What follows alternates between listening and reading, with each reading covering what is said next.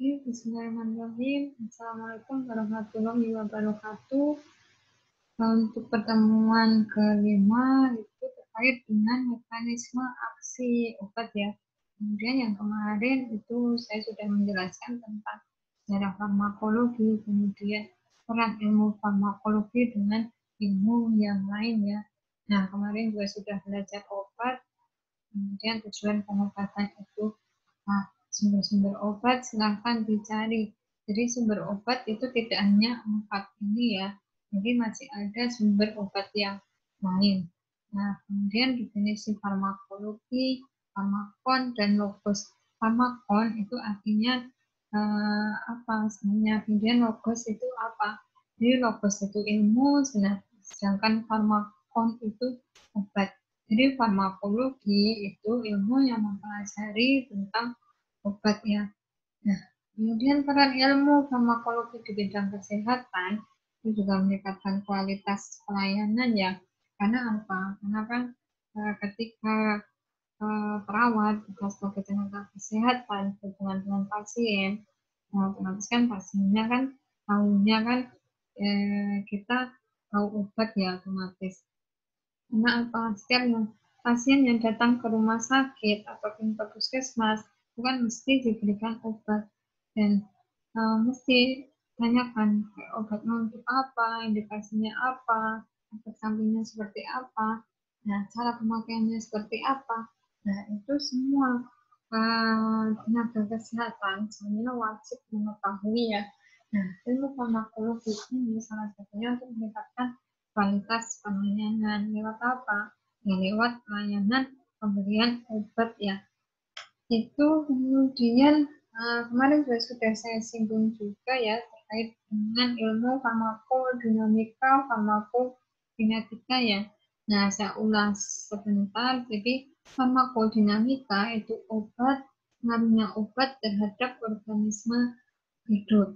Sedangkan yang farmakokinetik, organisme hidup terhadap obat ya. Nah, ketika kita minum obat yang oral itu kan masuk ke dalam tubuh ya. Nah, itu melewati sistem atau mengalami sistem farmakokinetik yang dimana sistem farmakokinetik tersebut ada 4 sistem. Ada absorpsi, distribusi, metabolisme, dan ekresi. Jadi obat oral, tablet, kapsul, pil yang kita minum itu kan masuk dalam tubuh lewat kerongkongan, kemudian lambung, usus, hati, kemudian diekspresikan lewat ginjal. Nah, proses absorpsi obat itu terjadi di dalam lambung dan usus. Nah, ketika di lambung, obat tersebut dirubah menjadi partikel yang lebih kecil. Kenapa harus dirubah? Nah, mereka kenapa? Ya, agar bisa untuk didistribusikan. Ya, jadi obat sifatnya kan ada yang asam, kemudian ada yang basa.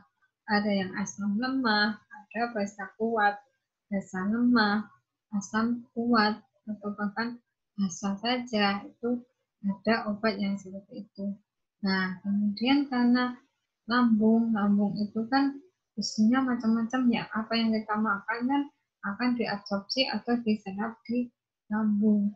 Nah, pengaruhnya obat di sini di lambung itu bisa jadi efeknya akan dipengaruhi oleh adanya makanan.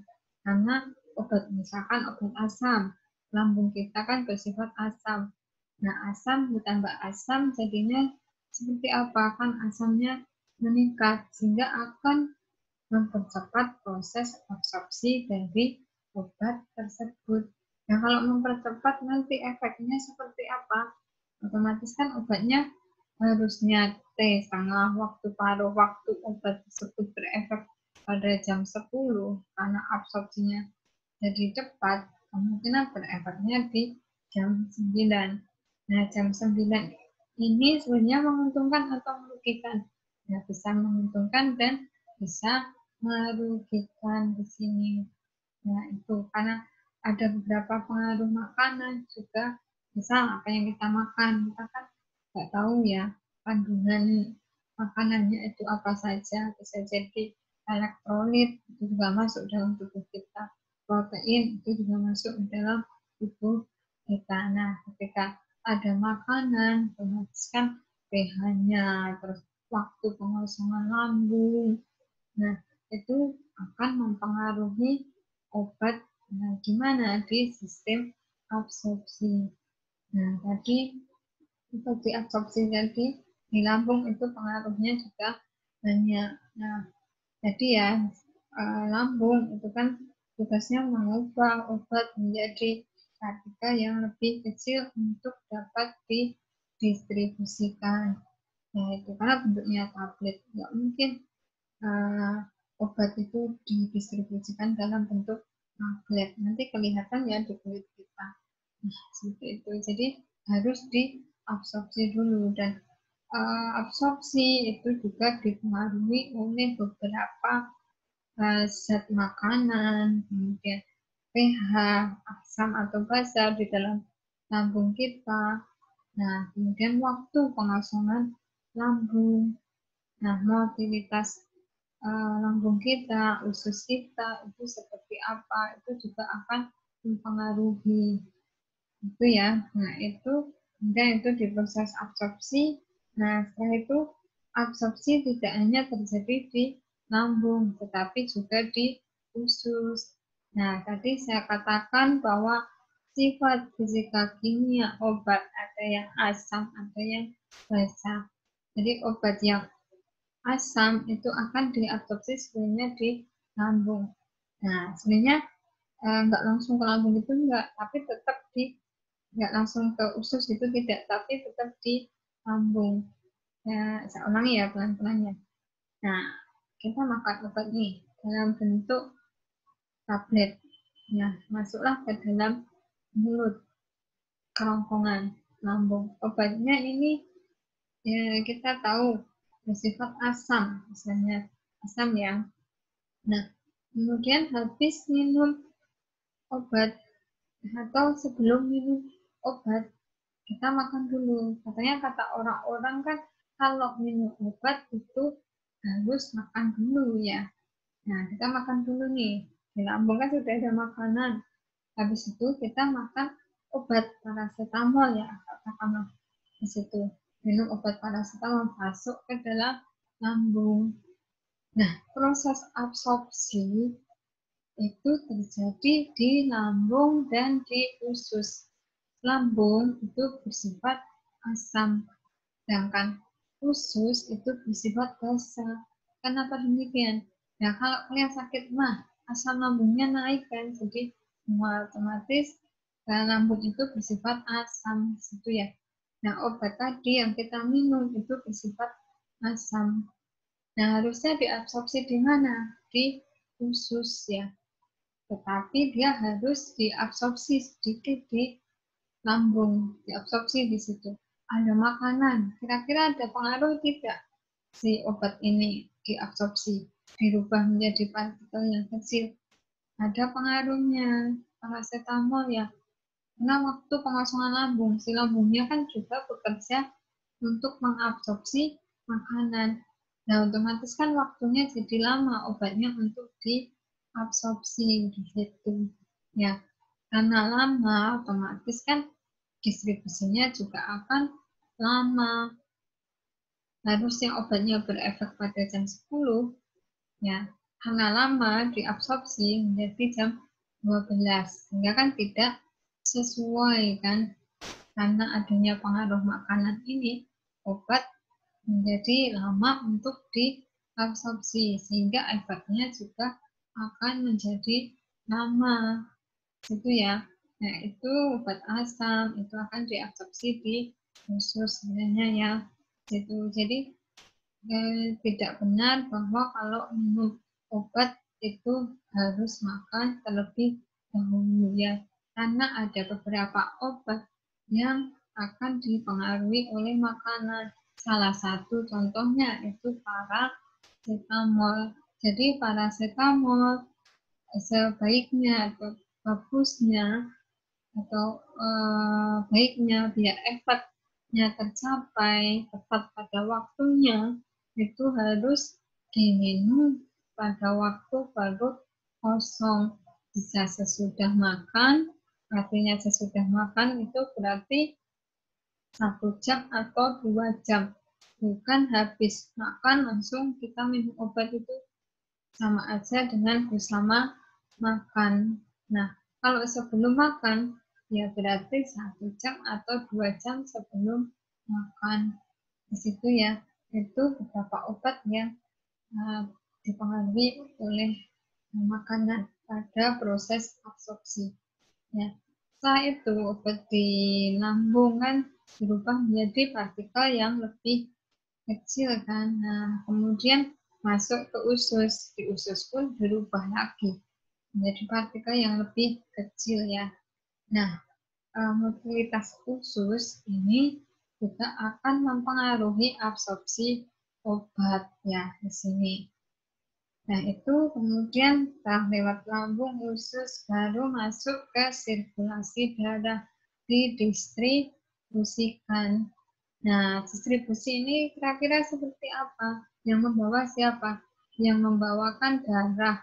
Darah itu kan mengandung protein.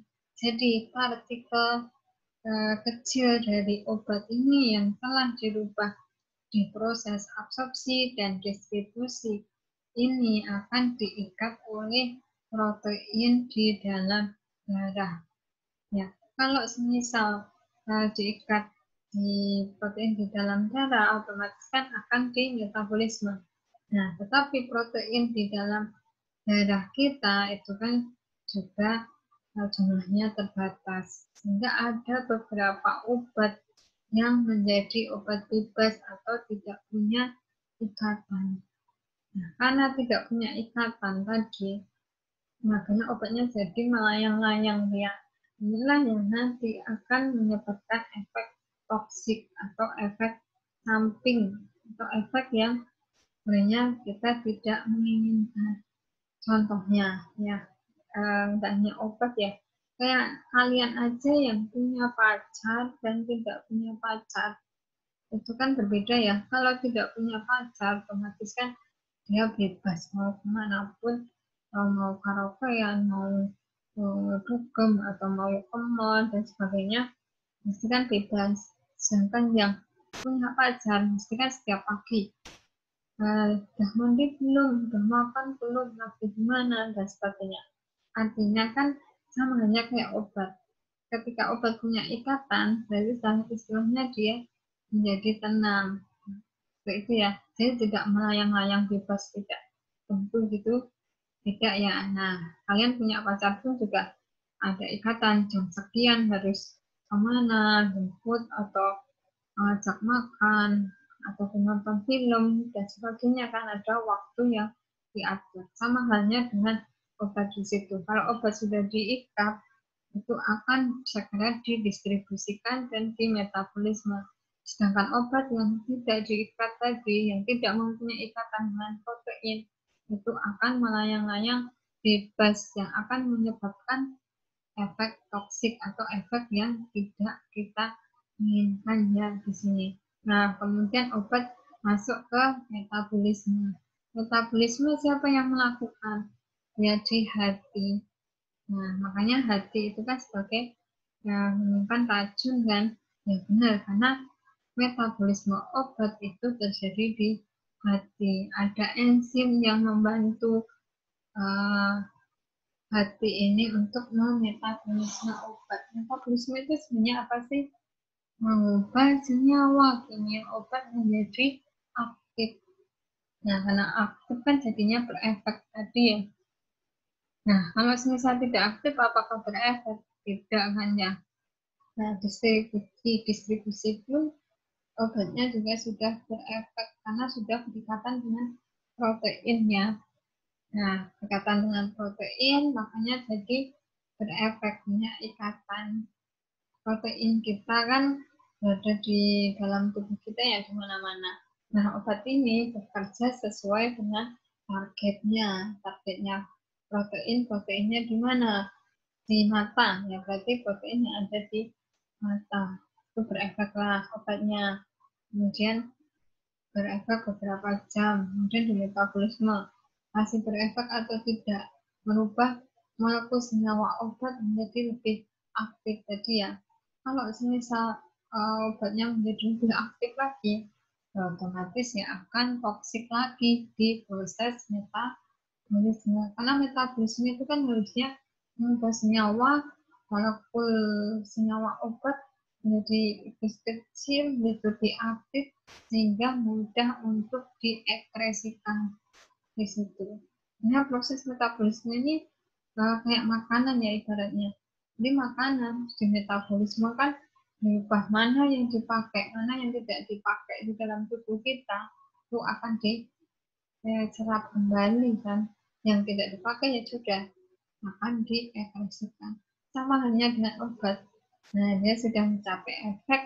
Nah, metabolisme ini hati itu berperan di situ dengan dibantu enzim sitokrom P450 berubah senyawanya atau molekul senyawa obat menjadi lebih polar biar gampang untuk diekspresikan di situ di hati ya. Nah itu kemudian tadi metabolisme akan diekspresikan. Yang melakukan tugas ekspresi itu siapa? Ginjal kita. Nah itu ya, di dalam ginjal pun ada macam-macam bagiannya kan ya. Ada kapsul, pomen, lengkung Henle, tubulus distal, tubulus proximal di situ ya. Terus ada glomerulus. Nah, kelima itu yang berperan di situ. Masih dibutuhkan nggak obatnya? Akan diabsorpsi kembali, reabsorpsi ya. Tapi kalau nggak dibutuhkan ya sudah, sana dikeluarkan. Nah, lewat apa ya? Lewat air seni, bisa feses, ataupun bisa keringat. Itu yaitu ekskresi. Nah, itulah bagaimana mekanisme obat yaitu sampai dia berefek pada proses farmakokinetik. Nah, ini mekanisme aksi obat secara umumnya. Jadi obat menghasilkan kerja dengan mengubah cairan tubuh atau membran sel atau dengan berinteraksi dengan tempat reseptor. Tempat reseptornya di mana? Nah, kan reseptor itu mana nih? Protein tadi kan ya. Betul. Kemudian setelah sifat sel berubah, obat mengeluarkan pengaruhnya. Mekanisme kerja obat yang paling umum itu terikat pada reseptor sel ya, protein ya. Di dalam protein kan juga ada sel. Reseptor melokalisasi efek obat. Tempat reseptor berinteraksi dengan obat karena memiliki bentuk kimia yang sama. Di situ ya. Itu mekanisme obat secara farmakokinetik. Suatu obat yang diminum per oral akan melalui 3 fase tadi yang farmasetik, farmakokinetik, dan farmakodinamik ya. Nah, kerja obat sampai kerja obat itu terjadi. Fase farmasetik itu obat berubah menjadi larutan kan di dalam mana? Nah, di dalam lambung tadi kan berubah jadi larutan biar bisa diekspresikan. Nah, obat yang itu ya otomatis langsung didistribusikan di situ. Nah, fase farmasetik itu fase pertama dari kerja obat di dalam saluran gastrointestinal ya. Tidak 100% dari sebuah tablet itu merupakan obatnya. Nah, itu secara umumnya mekanisme kerja, tetapi kalau secara detailnya obat secara rincinya itu sebenarnya obat mempunyai target atau reseptor di dalam tubuh kita. Ada kanal ion, kemudian ada protein pembawa. Nah, di situ silakan untuk dipelajari target aksi obat ya. Kalau yang saya jelaskan ini itu mekanisme aksi obat secara umum, secara farmasetik, farmakokinetik. Nah, kalau farmasetik kan merubah dari obat yang tablet menjadi cairan agar mudah untuk diabsorpsi, dilarutkan. Nah, farmakokinetik ya tadi absorpsi, distribusi, metabolisme, ekspresi. Sedangkan farmakodinamik itu kan tingkat reseptor, target aksi obat. Nah, tingkat reseptornya ada kanal ion dan tadi ya protein pembawa. Nah, itu jadi silahkan nanti dipelajari yang farmakodinamik, target aksi obat ya di sini. Nah, ini farmakodinamik itu ilmu yang mempelajari efek biokimia dan fisiologi serta mekanisme kerja obat antar reseptor di situ ya. Nah, kerja obat seperti yang telah dijelaskan itu dibagi menjadi konsep mulai kerja obat dan durasi. Itu lama kerja obat. Bagaimana efeknya? Kapan mulainya? Berapa lama obat tersebut bekerja? Itu ya. Nah, interaksi obat dengan reseptor itu kadang terjadi ya tadi. Nah, kalau pada proses distribusi kan bisa jadi obatnya menjadi bebas atau tidak punya ikatan. Nah, di situ sehingga obatnya menjadi toksik. Nah, pada saat di metabolisme, jadi kan ada beberapa obat yang sangat reaktif sehingga menjadi toksik. Nah, kadang kalau orang yang mengalami gangguan fungsi hati kan enzim hati yang ada di dalam tubuh kita kan jumlahnya juga terbatas. Nah, apalagi yang mengalami gangguan hati, otomatis kan dia hatinya tidak melakukan fungsinya sebagaimana mestinya. Nah, otomatis disinilah obat akan menjadi toksik karena dia menjadi reaktif, tidak di metabolisme ya atau di metabolisme. Tetapi karena enzimnya terbatas, jadinya obatnya jadi reaktif, toksik ya. Oke, mungkin sekian pemaparan dari saya. Silakan untuk tugasnya tadi kalian mencari mekanisme aksi obat yang berdasarkan farmakodinamik atau reseptor atau target aksi obat yang akan dicari yang kanal ion, protein pembawa. Nah, silakan ya. Jadi di situ.